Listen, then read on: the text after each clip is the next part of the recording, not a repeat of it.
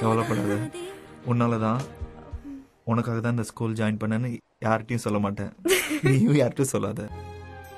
எங்கள் அண்ணன்கிட்ட அன்னைக்கு சொன்னது கூட போய் தான். நீ தான் வேணும்னு நான் சொல்லியிருக்கணும். ஸோ எக்ஸாம்ஸ் முடிஞ்ச உடனே மீட் பண்ணலாமா? நான் இங்கே இருக்க மாட்டேன். நீ எங்கே போகிற? ஆஸ்திரேலியா. நான் கல்யாணம் பண்ணிக்க போகிறேன்.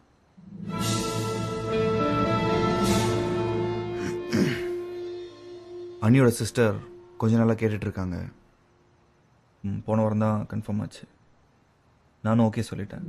முன்பு பார்த்த மேகம் மாறி போக,